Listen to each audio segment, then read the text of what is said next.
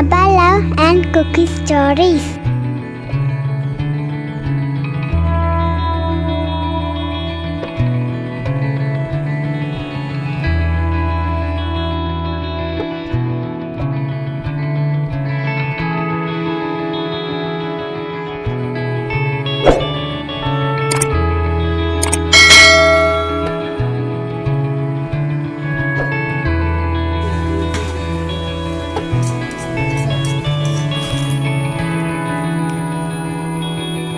ഇന്നത്തെ പുതിയൊരു വീഡിയോയിലോട്ട് എല്ലാവർക്കും സ്വാഗതം. ഇന്ന് ഞാനൊരു ലഞ്ച് റെസിപ്പിയും കൊണ്ടാണ് കേട്ടോ വന്നിരിക്കുന്നത്. നാട്ടുമ്പുറങ്ങളിൽ നമ്മൾ സാധാരണയായിട്ട് ഉണ്ടാക്കിയെടുക്കുന്ന നല്ലൊരു ടേസ്റ്റി ആയിട്ടുള്ളൊരു അയലക്കറിയുടെ റെസിപ്പിയും, അയലക്കറിയല്ല അയലത്തലക്കറിയുടെ റെസിപ്പിയും, അതിൻ്റെ കൂടെ തന്നെ നമ്മുടെ നാടൻ ഒരു തോരൻ്റെ റെസിപ്പിയാണ് പരിചയപ്പെടുത്തുന്നത്. വാഴക്കൂമ്പ് വെച്ചിട്ടുള്ളൊരു തോരനുമാണ് കേട്ടോ. അപ്പോൾ നമ്മൾ ഈ കറി ഉണ്ടാക്കിയെടുക്കാനായിട്ട് ഞാനിവിടെ ചെറിയ ഉള്ളി, വെളുത്തുള്ളി, ഇഞ്ചി, പച്ചമുളക് ഇതെല്ലാം ഒന്ന് ചതച്ചെടുക്കാനായിട്ട് പോവാണ് കേട്ടോ. ഞാനിവിടെ ഒരു 3 നെല്ലിക്ക പുഴുങ്ങിയെടുത്തിട്ട് മാറ്റി വെച്ചിട്ടുണ്ട്.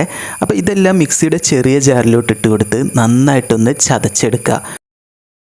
ഇതുപോലെ ഒന്ന് ചതച്ചെടുത്താൽ മതിയേ. എന്നിട്ട് അതിൻ്റെ ആ നീരുണ്ടല്ലോ അത് ഞാൻ ഇതിലോട്ട് ഒഴിച്ചു കൊടുക്കുകയാണ്.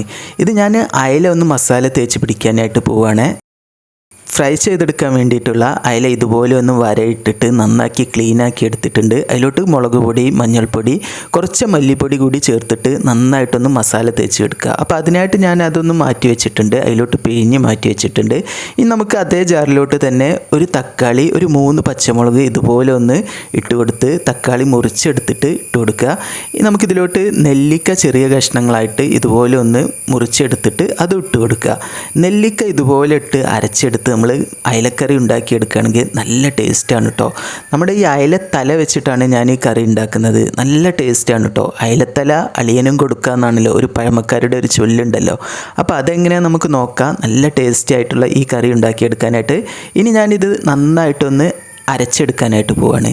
അപ്പം നേരത്തെ നമ്മൾ ചതച്ചെടുത്താണ് ഉള്ളി, വെളുത്തുള്ളി അതൊക്കെ ഇതുപോലെ ഒന്ന് ഫൈനായിട്ട് അരച്ചെടുത്ത് ഇതൊരു സൈഡിലോട്ട് മാറ്റി വെക്കുക. ഇനി നമുക്ക് അയലത്തല ക്ലീനാക്കി എടുത്തതിന് ശേഷം ചട്ടിയിലോട്ട് ഇട്ട് കൊടുക്കുക.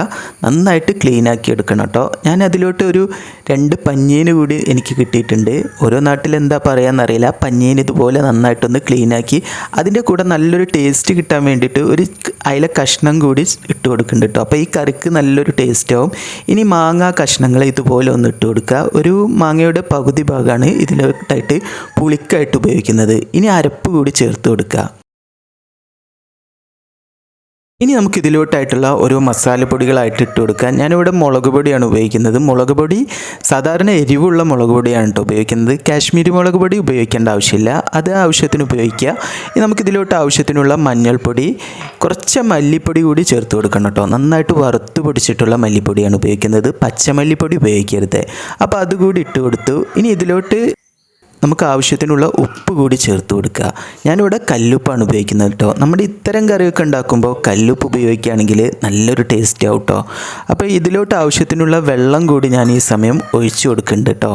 ആ മിക്സിയുടെ ജാറൊക്കെ ഒന്ന് ചുഴറ്റി ഒഴിച്ച് കൊടുത്താൽ നമ്മുടെ ഈ കറി നല്ല ടേസ്റ്റ് ആവും. ആവശ്യത്തിനുള്ള ഉപ്പും കൂടി ഇട്ട് കൊടുത്ത് നന്നായിട്ടൊന്ന് മിക്സാക്കി എടുക്കുക. ഞാൻ നേരത്തെ അയല മസാല തേച്ച് പിടിപ്പിച്ചല്ലോ. അപ്പോൾ ആ മസാലയുടെ ബാക്കി ആ പാത്രത്തിലോട്ട് കുറച്ച് വെള്ളം ഒഴിച്ച് നമുക്ക് ഇതിലോട്ട് ആവശ്യത്തിനുള്ള വെള്ളം ഒഴിച്ചു കൊടുത്ത് അപ്പോൾ നമുക്കത് വേസ്റ്റ് ചെയ്യണ്ട. അപ്പോൾ ഇതുപോലെ ഒന്ന് മിക്സാക്കി ഇതിലോട്ട് ഒഴിച്ചു കൊടുത്ത് ആവശ്യത്തിനുള്ള വെള്ളമൊക്കെ ഒന്ന് കറക്റ്റാക്കി വീണ്ടും കൈകൊണ്ട് നന്നായിട്ടൊന്ന് മിക്സാക്കി എടുക്കണം കേട്ടോ. അപ്പോൾ ഈ നമ്മൾ കൈകൊണ്ട് ഇങ്ങനെ മിക്സാക്കി എടുത്തിട്ട് കറിയൊക്കെ നന്നായിട്ട് പാചകം ചെയ്യുകയാണെങ്കിൽ നല്ലൊരു ടേസ്റ്റാണ്.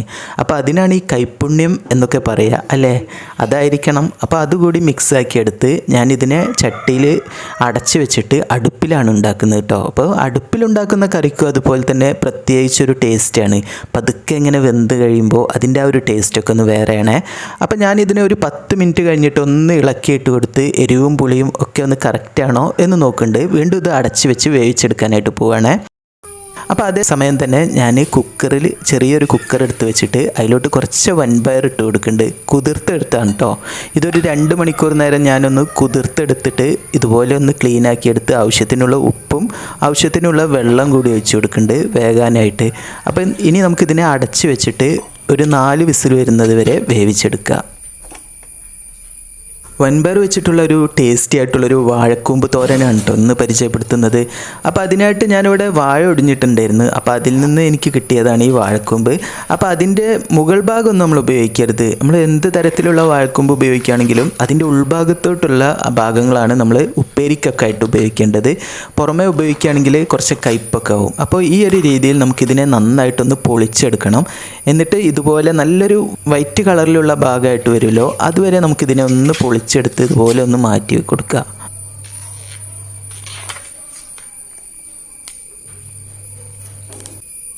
ഇനി ഞാനിതിൻ്റെ ഈ മുകൾ ഭാഗം ഒന്ന് വെട്ടിയിട്ട് കൊടുത്ത് ഒഴിവാക്കുകയാണ്. എന്നിട്ട് നമുക്കിതുപോലെ ഒന്ന് കൊത്തി അരിഞ്ഞ് ആ ഒരു രീതിയിൽ വേണം കേട്ടോ നമ്മളിതിനെ അരിഞ്ഞെടുക്കാനായിട്ട്. ചില ആളുകൾ ഈ വാഴക്കൊമ്പൊക്കെ തോരൻ വെക്കുന്നതിൻ്റെ മുമ്പായിട്ട് ഇത് വെള്ളത്തിലോട്ട് അരിഞ്ഞിട്ട് കൊടുത്ത് ആ ഒരു രീതിയിൽ ഇതിൻ്റെ കറ പോക്കിയിട്ട് ഉപയോഗിക്കുന്നുണ്ട്. പക്ഷേ ഞാൻ അതൊന്നും ചെയ്യുന്നില്ല കേട്ടോ. ഞാൻ ഈ ഒരു രീതിയിലാണ് ചെയ്തെടുക്കുന്നത്. പക്ഷേ ഈ ഒരു രീതിയിൽ ചെയ്തെടുക്കുകയാണെങ്കിൽ നല്ലതാണ് കേട്ടോ. ഇതിലെ ഗുണങ്ങളൊന്നും നഷ്ടപ്പെടാതെ നല്ല രീതിയിൽ തന്നെ നമുക്ക് കിട്ടും. ഇതുപോലെ നന്നായിട്ടൊന്ന് അരിഞ്ഞെടുത്ത് നമുക്കിതിനെ മാറ്റി വെക്കാം കേട്ടോ.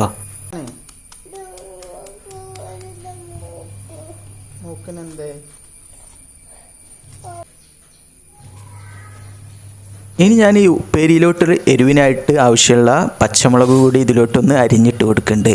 ഞാനിവിടെ ഒരു 3 പച്ചമുളകാണ് ഉപയോഗിക്കുന്നത്. ഓരോരുത്തരുടെ എരിവിനനുസരിച്ച് പച്ചമുളകിൻ്റെ അളവ് കൂട്ടുകയോ കുറയ്ക്കുകയോ ഒക്കെ ചെയ്യാം. ഇപ്പോൾ വൻപയർ നല്ല രീതിയിൽ തന്നെ വെന്ത് കിട്ടിയിട്ടുണ്ട് കേട്ടോ. സ്റ്റീമെല്ലാം പോയി കഴിഞ്ഞ് ഞാനിതിനെ ഓപ്പൺ ആക്കി എടുത്തിട്ടുണ്ട്. നന്നായിട്ട് തന്നെ എനിക്ക് വെന്ത് കിട്ടിയിട്ടുണ്ട്. അപ്പോൾ ഇതുപോലെ തന്നെ ഞാൻ ഇതിലെ വെള്ളം വാർത്തിയെടുക്കുന്നില്ല. ഇതിലോട്ടായിട്ട് തന്നെയാണ് ഞാൻ വാഴക്കൂമ്പ് ഇട്ട് കൊടുക്കുന്നത്. ഈ ഒരു സമയത്ത് നമുക്ക് വൻപയർ നന്നായിട്ട് വെന്തിട്ടുണ്ടോ എന്ന് നെക്കി നോക്കിയാൽ നമുക്ക് അറിയാൻ പറ്റും. നല്ല രീതിയിൽ തന്നെ വെന്തിട്ടുണ്ട് കേട്ടോ. എന്നാലും വെന്ത് ഉടയാനായിട്ട് പാടില്ല. അപ്പോൾ ഈ ഒരു തോരൻ കഴിക്കുന്ന സമയത്ത് ഇങ്ങനെ അലിഞ്ഞൊരു പരുവത്തിലാവും കേട്ടോ. നമുക്ക് ഇതിലോട്ട് തന്നെ ഇതിട്ട് കൊടുക്കുക. അപ്പോൾ നല്ല രീതിയിൽ തന്നെ വെന്ത് കിട്ടും.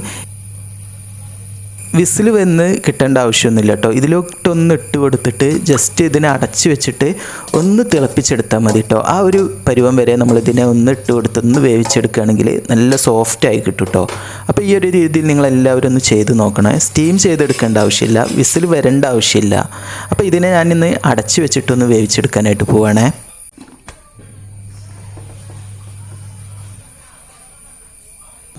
അതേസമയം തന്നെ ഞാനൊരു ചീനച്ചട്ടിയിലോട്ട് അല്പം വെളിച്ചെണ്ണ ഒഴിച്ച് കൊടുക്കുന്നുണ്ട്. അതിലോട്ട് ആവശ്യത്തിനുള്ള കടുക് കൂടി ഇട്ട് കൊടുത്ത് നന്നായിട്ടൊന്ന് പൊട്ടി വരുന്നത് വരെ നമുക്കൊന്ന് വെയിറ്റ് ചെയ്യാം. ഇപ്പോൾ ഇത് കടുകെല്ലാം നല്ല രീതിയിലൊന്ന് പൊട്ടി വന്നിട്ടുണ്ട് കേട്ടോ.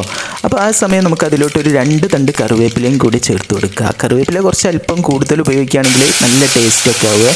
അപ്പോൾ അതുകൂടി ഇട്ട് കൊടുത്ത് നമ്മുടെ ആ ഒരു കുക്കറിൽ നമ്മൾ വേവിക്കാനായിട്ട് വെച്ചിട്ടുണ്ടല്ലോ, അത് ആവശ്യത്തിനുള്ള ഒരു പരുവത്തിലായി വന്നിട്ടുണ്ട് കേട്ടോ. ഈ ഒരു പരുവത്തിലാണ് കേട്ടോ വേവേണ്ടത്. ഇതുപോലെ ജസ്റ്റ് ഒന്ന് തിളച്ച് വരേണ്ട ആവശ്യമുള്ളൂ. അപ്പോൾ നമുക്കിത് നല്ലൊരു സോഫ്റ്റായി വരാൻ വേണ്ടിയിട്ടാണ് ഈ ഒരു രീതിയിൽ ചെയ്തെടുക്കുന്നത്.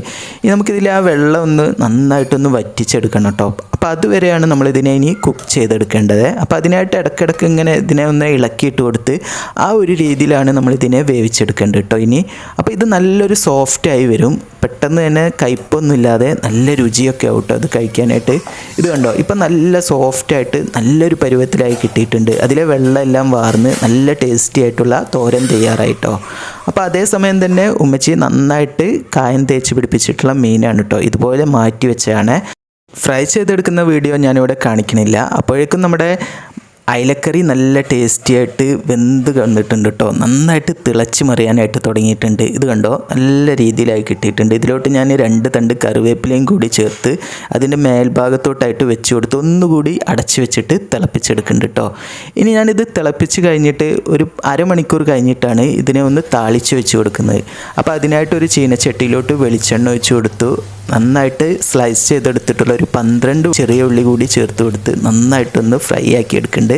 ഇനി നമുക്കിതിനെ ഈ കറിയിലോട്ട് ഒഴിച്ച് കൊടുക്കുക. ആ ഒരു രീതിയിൽ ചെയ്തെടുക്കുകയാണെങ്കിൽ നല്ല ടേസ്റ്റും നല്ല സ്മെല്ലൊക്കെ ആവും നമ്മുടെ ഈ അയലത്തല കറിക്ക്. നമ്മുടെ നാട്ടിൽ അയലത്തല കറിയൊക്കെ ഉണ്ടാക്കുന്നത് ഈ ഒരു രീതിയിലാണ് കേട്ടോ. ചില ആളുകൾ വാട്ടി എണ്ണയിൽ ആദ്യം തന്നെ വാട്ടിയെടുത്ത് ആ ഒരു രീതിയിൽ ഉണ്ടാക്കിയെടുക്കുന്നുണ്ട്. പക്ഷെ ഞാൻ ഈ ഒരു രീതിയിലാണ് ഉണ്ടാക്കിയെടുക്കുന്നത്. അയലത്തല മസാല ഇട്ട് വെച്ചിട്ടുള്ള നെല്ലിക്ക കറി നല്ല ടേസ്റ്റാണ് കേട്ടോ ഇത് കഴിക്കാനായിട്ട്. ഇത് നമുക്ക് ചോറിൻ്റെ കൂടെ മാത്രമല്ല ചപ്പാത്തിൻ്റെ കൂടെ ഒക്കെ കഴിക്കാനായിട്ട് പറ്റുന്ന നല്ലൊരു ടേസ്റ്റി ആയിട്ടുള്ളൊരു കറിയാണ്. അപ്പോൾ ഇതൊക്കെയാണ് ഇന്നത്തെ സിമ്പിളായിട്ടുള്ള നാടൻ ലഞ്ച് റെസിപ്പീസ്. അപ്പോൾ നിങ്ങളെല്ലാവരും ഇതേ രീതിയിൽ ഇനി അയല കിട്ടുന്ന സമയത്തൊന്ന് ട്രൈ ചെയ്ത് നോക്കണം. നല്ല ടേസ്റ്റാണ്. അപ്പോൾ എൻ്റെ ചാനൽ ആദ്യമായിട്ട് കാണുന്നവരാണെങ്കിൽ സബ്സ്ക്രൈബ് ചെയ്ത് സപ്പോർട്ട് ചെയ്യാനായിട്ട് മറക്കരുത്. കൂടെ തന്നെ ആ ബെൽ ബട്ടൺ എനാബിൾ ചെയ്യാനായിട്ടും മറക്കരുത്. എൻ്റെ വീഡിയോസ് ഇഷ്ടപ്പെടുകയാണെങ്കിൽ ലൈക്ക് ചെയ്യാനും ഷെയർ ചെയ്യാനും മറക്കരുത്. ഇനി നമുക്ക് പുതിയ വെറൈറ്റി റെസിപ്പീസുമായിട്ട് പുതിയ വീഡിയോയിൽ കാണാം. താങ്ക്